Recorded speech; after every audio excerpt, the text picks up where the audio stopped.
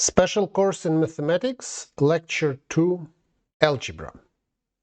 So in this lecture we will prove Euclid's theorem using algebra, or more precisely algebraic structures.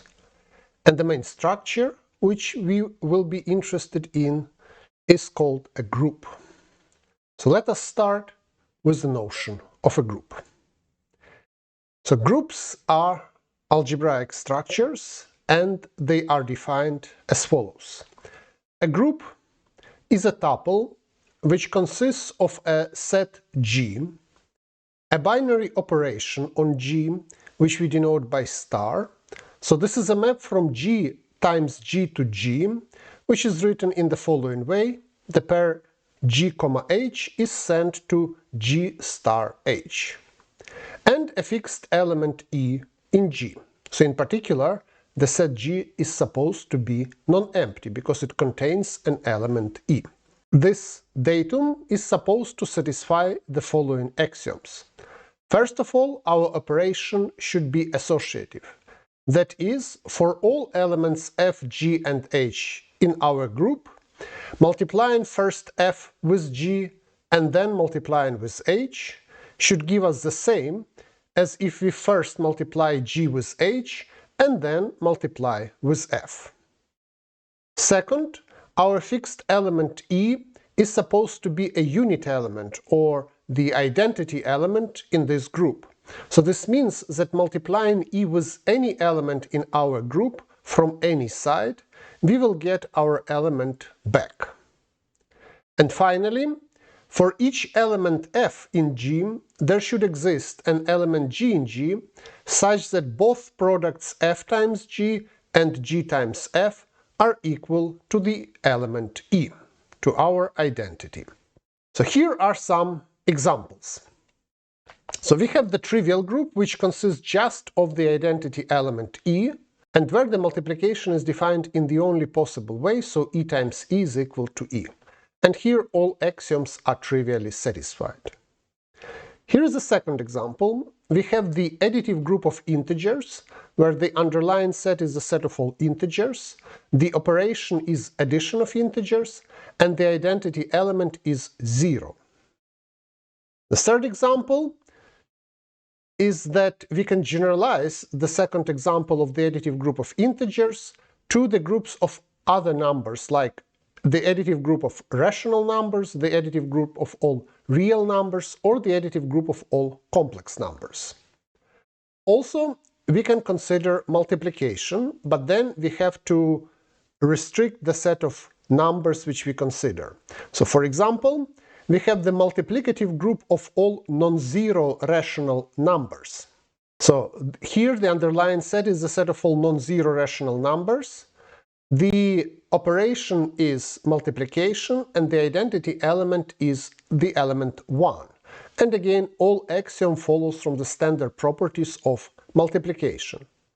And this example can be generalized to the multiplicative group of all non-zero real numbers and to the multiplicative group of all non-zero complex numbers. Note that there is no multiplicative group of all non-zero integers, because the last axiom, and this is the existence of an inverse, is not satisfied for all integers. With respect to multiplication, the integers 1 and minus 1 have an inverse, but all other integers, they do not have integer inverses. And finally, we have the symmetric group Sn of all permutations of the finite set consisting of the elements 1, 2, 3, and so on up to n. So the underlying set is the set of all permutations on this set. So this is the symmetric group Sn. The group operation is the composition of permutations, and the identity element is the identity permutation. Let us now talk about inverses and about uniqueness of certain things in a group. Let us start with uniqueness of the identity. So assume that G star and E is a group. Assume that E tilde is an element in G, which also satisfies the axiom of the unit element. So E tilde times G is equal to G times E tilde and is equal to G for any G in G. then E tilde is equal to E. So the unit element in the group is unique. Proof? On the one hand, let us try to multiply E tilde and E. Since E is a unit element, we will get E tilde. On the other hand, E tilde is a unit element, so we will get E. So this means that E is equal to E tilde. So the unit element in a group is unique. Now, given an element G in G, we have an element F in G such that F times G is equal to G times F and is equal to E. Such element F is usually called the inverse of G. And the next observation is that the inverse is also unique. So if we have a group G, star, E, and if F and F tilde are two inverses of some element G in G, then F is equal to F tilde. Proof. Now let us try to compute the product F times G times F tilde. On the one hand, if we first multiply G and F tilde, so F tilde is an inverse, we will get E. So we will get F times the identity, which is equal to F. On the other hand, since our operation is associative, we can first multiply F and G. This will give us the identity, and then multiplying the identity with F tilde, we get F tilde. So F is equal to F tilde. In other words, each element in a group has a unique inverse. And since it's unique, it has a special notation. The inverse of an element G is usually denoted G inverse, G to the power minus 1. There is one notable exception.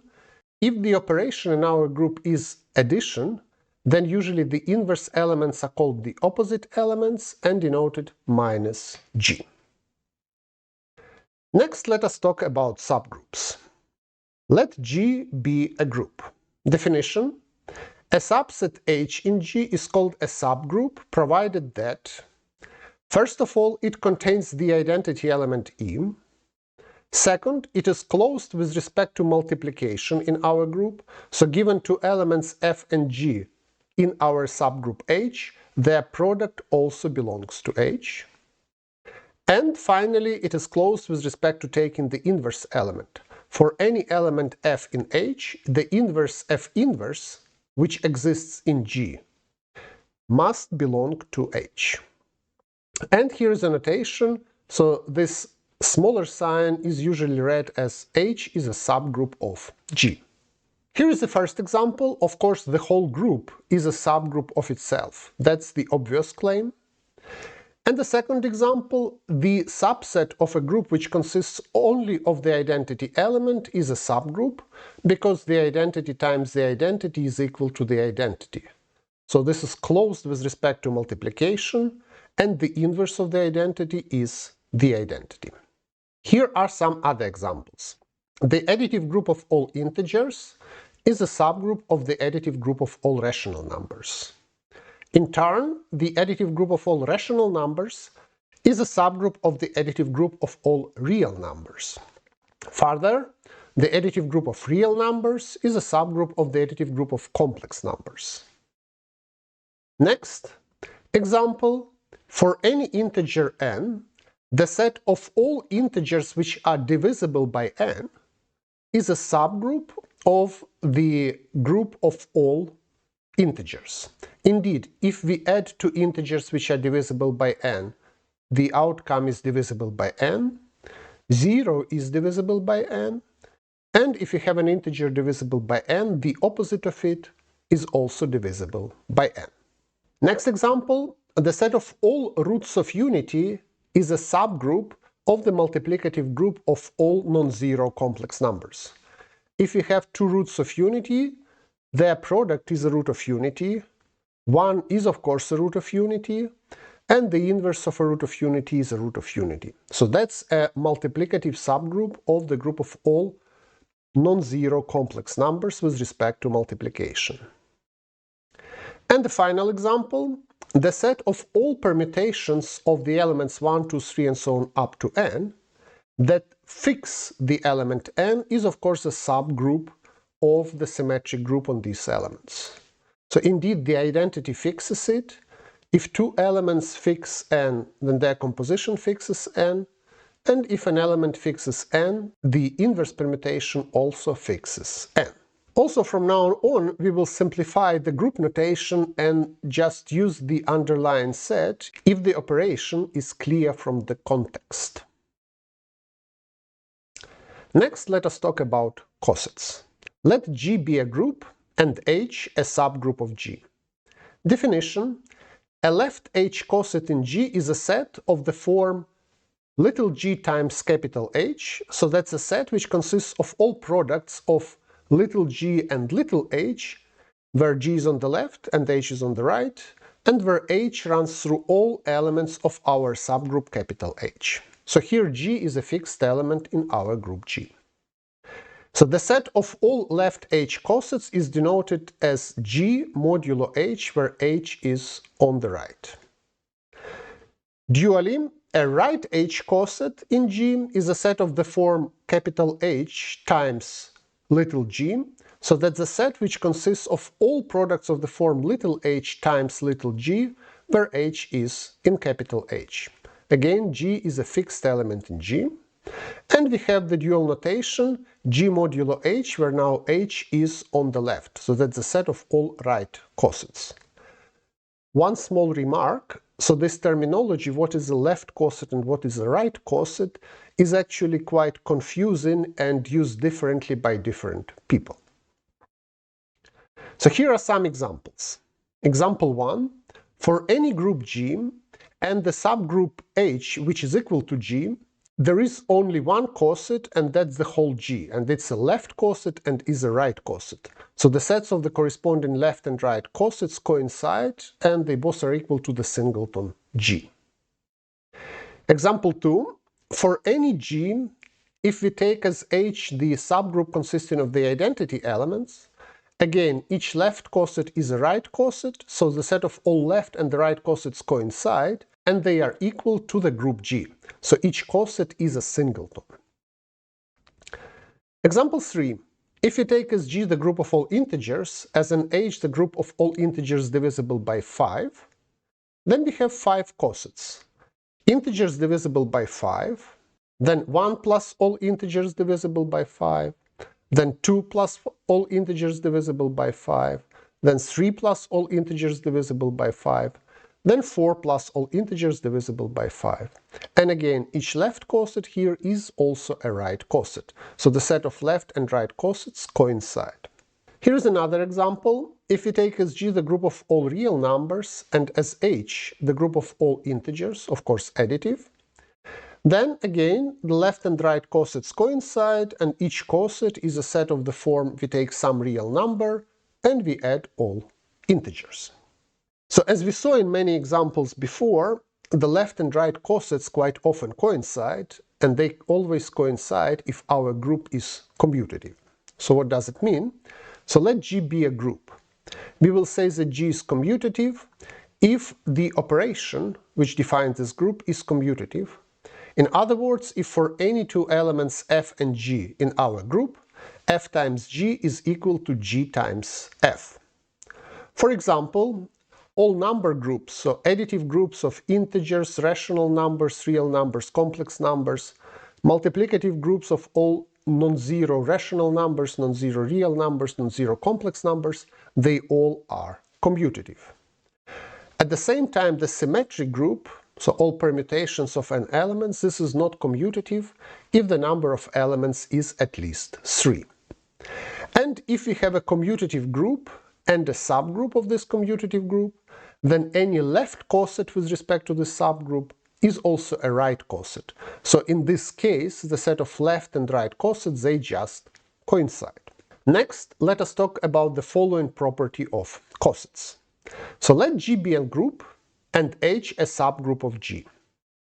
Proposition. Then, for any elements f and g in our group, the corresponding cosets f times h and g times h are either disjoint or they coincide. And similarly, of course, for the cosets on the other side. So capital H times f is either equal to capital H times g or is disjoint from it. Proof. We will prove the first claim, and the second one is similar. So assume that the cosets f H and GH are not disjoint, so they have a common element.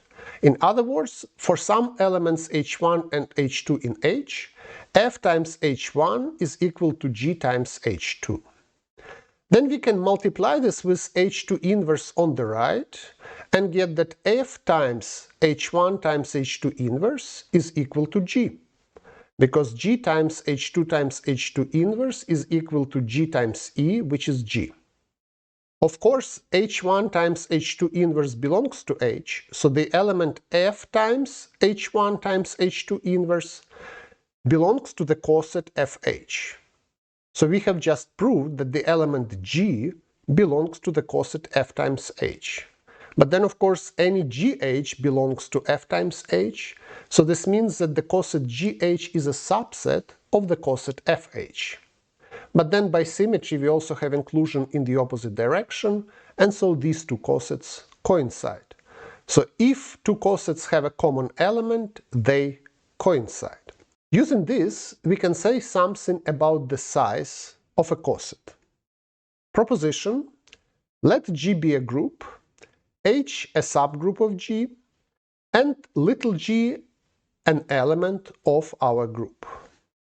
Then the map from our subgroup capital H to the coset G times capital H, defined in this way: the element little h in H goes to G times this little h, and that's an element in the coset. This map is a bijection. Proof: in order to prove that something is a bijection, we need to construct the inverse map. So we define the map from little g times capital H to capital H. So we define this map in the following way: we take an element W in little g times capital H and map it to G inverse times W. So let us check that these two maps are each other's inverses. So the element little h from capital H goes by the first map to G times H, and then by the second map to G inverse times G times H. And now if we move the brackets and cancel G and G inverse, we get H. So we get the identity map. Similarly, the element G times H from our coset is mapped to G inverse times G times H, which is H. And then, by the first map, this is mapped to G times H. And again, we see that we get the identity map by composing our two maps in the opposite order. So we have two maps, both compositions are the identities, so each of these maps is bijective. So these two propositions have the following consequence. If we look at the set of all left H cosets in G, then the elements of this set are disjoint and have the same size. Similarly, the elements in the set of all right H cosets are disjoint and have the same size. And this has the following consequence, which is usually called the Lagrange theorem. If G is a finite group and H is a subgroup of G, then the number of H cosets in G, both left and right, is equal to the cardinality of G divided by the cardinality of F. In particular, the cardinality of a subgroup divides the cardinality of the group. We can now use this to define the notion of an order of an element in a group. Let G be a group and let little g be an element in this group. Let us denote G to the power n, the product of G with itself n times. Here n is an integer which is greater than or equal to 1, and we just said that G to the power 0 is equal to the identity element. Definition: the order of the element G, which is usually denoted by O of G, is the minimal positive integer n such that G to the power n is equal to the identity. If such n doesn't exist, then we say that the order of this element is infinity. For example, the order of the identity element in any group is equal to 1. Second example, the order of any non-zero element in the additive group of all integers is infinity. And the last example, the order of a primitive nth root of unity in the multiplicative group of all non-zero complex numbers is equal to n. That's the definition of the primitive nth root of unity. n is the smallest integer such that this root of unity to the power n is equal to 1. Our previous discussion has the following consequence. If G is a finite group and little g is an element in this finite group, then the order of this element divides the cardinality of the group. Proof.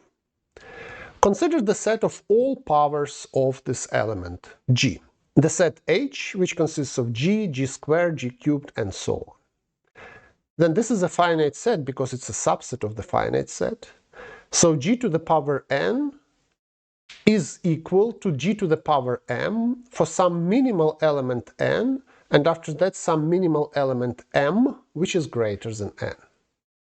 If we multiply this on both sides with Gn inverse, we will get that the identity is equal to G to the power m minus n. So H contains the identity element. It's the power of G, necessarily. And due to the minimality of both m and n, we then have that the order of the element G is equal to m minus n. Right? So we claim that H is a subgroup of G and that H has m minus n elements. Of course, we already proved that H contains E, and by definition it is closed under the multiplication in our group. Also, since G to the power m minus n is the identity, then G to the power n minus 1 is the inverse of G, because when we multiply it with G we get the identity. So which means that H is also closed with respect to taking inverses, and so it's a subgroup of G. And of course, since m minus n is a minimal integer such that G to the power m minus n is equal to the identity, the elements E, G, G squared, and so on, G to the power m minus n minus 1, are all different. And this means that the cardinality of H is m minus n, that is the order of the element G.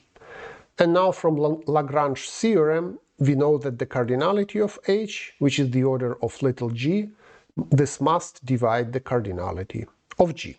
Let us look at some further properties of the order. So let G be a finite group and little g an element in this group. Proposition. If G to some power m is equal to the identity, then the order of G divides this power m. Proof. So we know that G to the power order of G is the identity. So G to the power any integer times the order of G is the identity. So now we can write m as some integer k times the order of G plus the rest r, and this rest is an element between 0 and the order of G minus 1. So then we know that the identity is equal to G to the power k times order of G, and the identity is equal to G to the power m by assumption. That is G to the power k times order of G plus r. So if we multiply this with the inverse of the element G to the power k times order of G, we will get that G to the power r is the identity. Since the order of G is the minimal positive integer for which G to the power that integer is the identity, and r is definitely smaller than the order of G, r must be 0. And this proves our proposition. So the order has another property. If an element to some power is the identity, then that power is divisible by the order.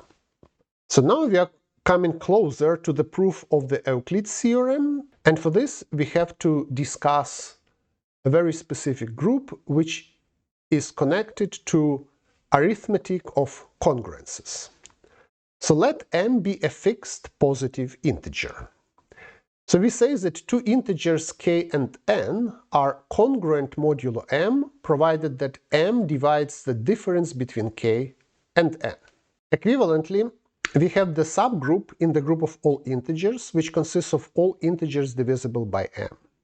So two elements are congruent modulo m if and only if they belong to the same coset of the group Z by the subgroup mz. Note that Z is commutative, so it doesn't matter whether we speak about left or right cosets.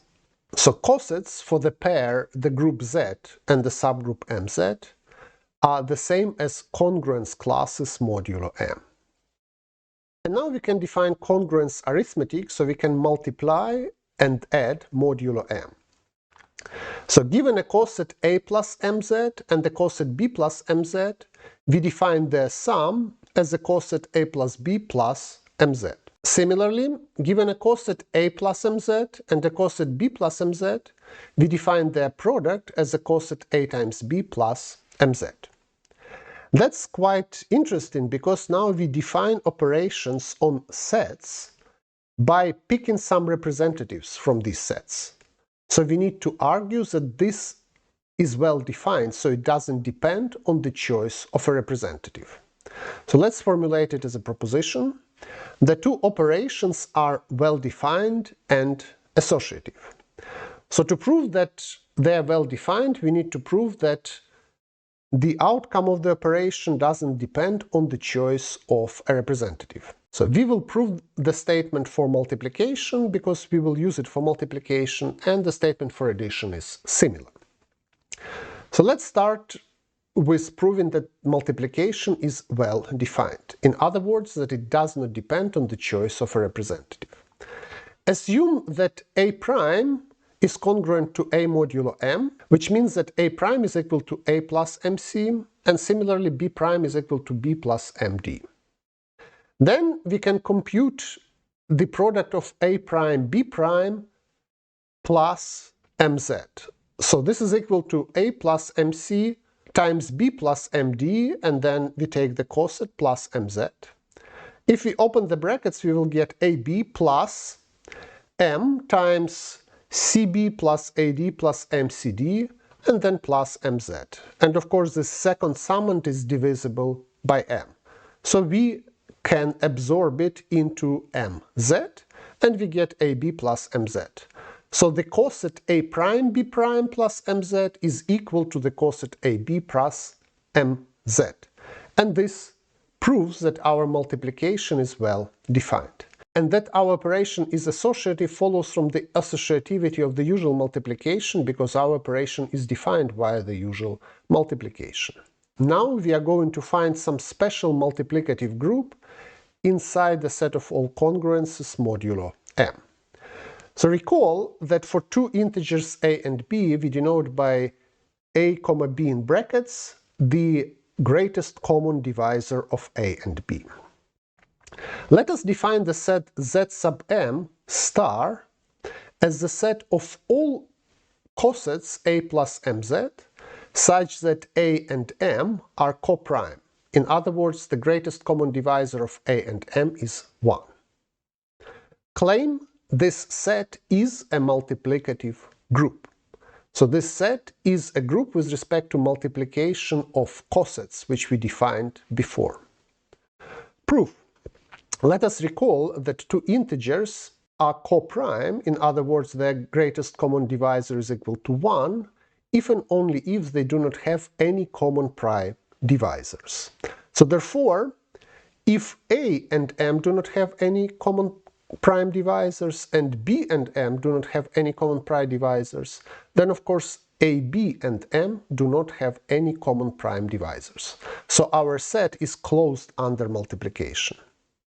And of course it contains the coset 1 plus mz, because 1 is coprime with m. Finally, we need to show that any element of this set has a multiplicative inverse in this set. So this inverse will be a little bit different from the inverse as an integer, because inverses of integers are usually rational numbers. But in this coset arithmetic, with strange multiplication, we will find that these coprime cosets have coprime inverses. Indeed. Finally, it is easy to show that given two coprime integers a and m, there exist integers x and y such that x times a plus y times m is equal to 1. This should be y, not b. And this means that if we multiply the coset a plus mz with the coset x plus mz, we will get the coset 1 plus mz. In other words, the coset x plus mz is inverse to the coset a plus mz. So this proves our proposition. Now we can finally prove Euclid's theorem. So Euclid's theorem states that there are infinitely many primes. Let us assume that this is wrong and that P is the largest prime. Consider the number 2 to the power P minus 1, and of course this number is greater than 1. So this number must have a prime divisor, so let Q be some prime divisor of this number. Then 2 to the power P minus 1 is divisible by Q. This means that if we take the coset 2 plus Qz, take it to the power P, we will get the coset 1 plus Qz. Okay? But this means that the element 2 plus Qz, that's an element in the group ZQ star. So this element, when taken to the power P, is equal to the identity.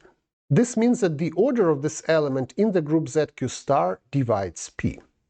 The group ZQ star has Q minus 1 elements because Q is prime, so all elements 1, 2, 3 and so on Q minus 1, they all are coprime with Q. And the order of our element 2 plus Qz in that group divides P. P is also the prime number, so that order must be P. And now from Lagrange theorem, we see that our prime P, which is the order of an element in our group ZQ star, it should divide the cardinality of our group, which is Q minus 1. And this, of course, means that P is smaller than Q. And that's a contradiction because P was the largest prime. And this proves Euclid's theorem. Here are some extra problems and questions at the end. Problem question 1. Let G be a finite group and H a non-empty subset of G. Show that H is a subgroup if and only if it is closed under the product of elements. Problem question 2. Fill in all the details in the proof that the order of G is equal to m minus n in the proposition about the order of an element of a finite group. Problem question 3. Fill in all the details in the proof that the different elements of H are E, G, G to the power 2 and so on, G to the power m minus n minus 1 in the same proposition. Problem question 4. Prove that Z sub m is an additive group. So the set of all cosets of Z modulo m is an additive group. And problem question 5. Prove with all details that for any integers m and n, there exist integers x and y such that mx plus ny is equal to the greatest common divisor of m and n. Thank you very much and see you next time.